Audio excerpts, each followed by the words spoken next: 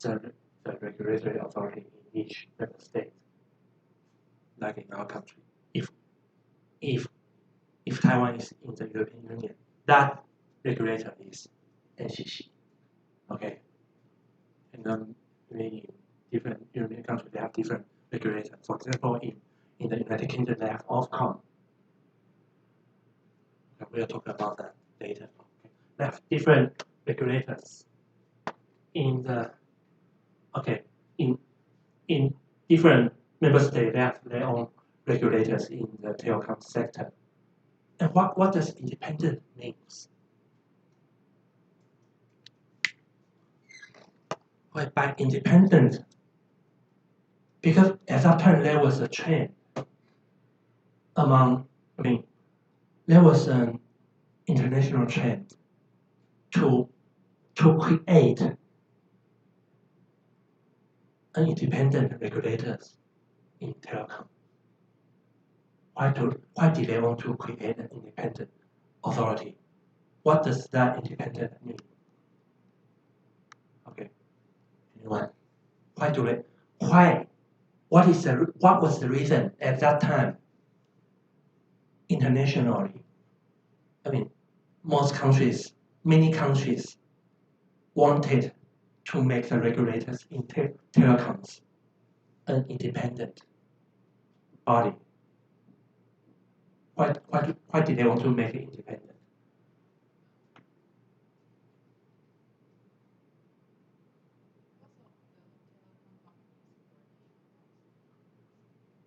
Well, this is part of a reason in the yes, but not quite to that point. Okay,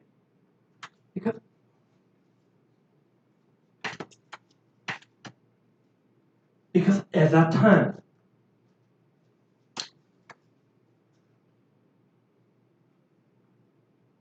one of the major examples.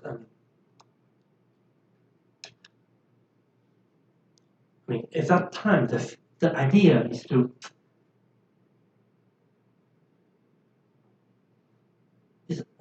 about. I think there are two main concepts under the idea of independent regulatory body. The first is they thought at that time the regulators in telecom sector should be politically separated from the executive body, from the government, because they think controlling. The government should not control too much in the telecommunication sector. So they have to establish something independent regulator, somehow independent from the government in-house. Okay.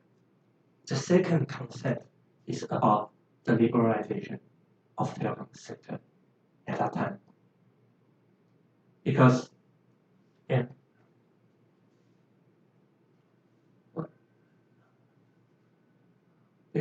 that time was in the international like a trade organization, like a WTO, but before WTO, because at that time there's a trend of liberalization, and liberalization is not just about the liberalization of the inner market in telecom sector, but about like internationally, which means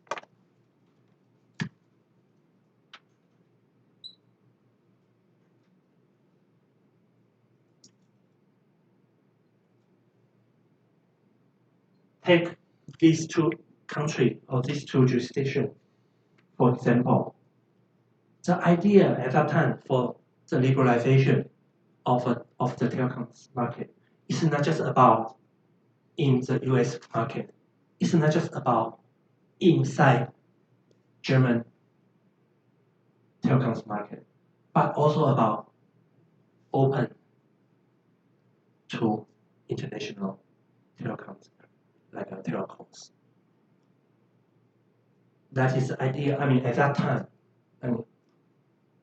like international organizations or of trade or anything, they want to promote the idea of that. And in there, at that time, the idea is if the regulator is with the government, it will make it very difficult to open the internal market to another country. Okay, so that was why at that time they want to make the regulator in telecoms independent. Okay, so I think the most typical independent regulator in the world right now, I mean, or we can say the most independent regulator in the world is maybe the one in the United States. Okay, the Federal Communications Commission. Okay, by design, it is somehow the most independent regulator in the world by design.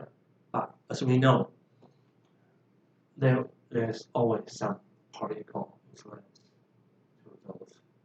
Even the commissioners, the head of commission of the FCC should be appointed by the president. Okay.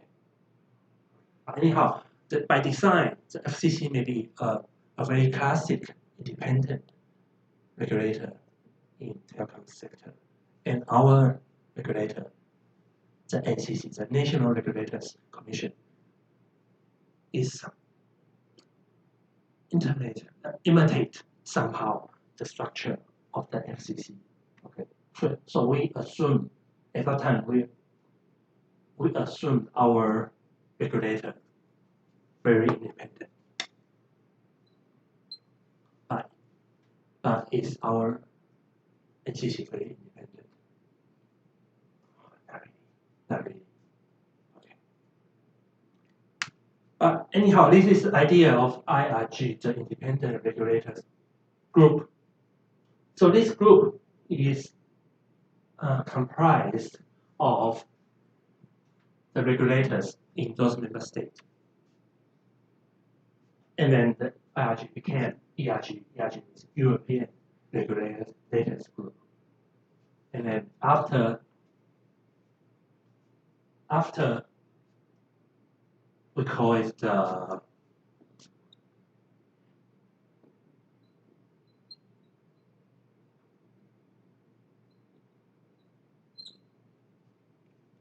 after the 2009 telecoms package, which is a series of directives passed in 2009.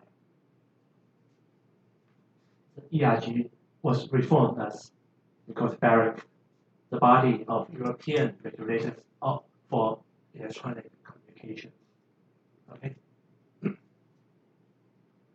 BEREC commenced its activities in 2010, which is it started to work since 2010 and comprised a board of regulators made out of the head of NIAS. NIA means National Regulators Authority. Regulatory Authority. National Regulatory Authority, which is like our NCC. Just the regulators. The Commission.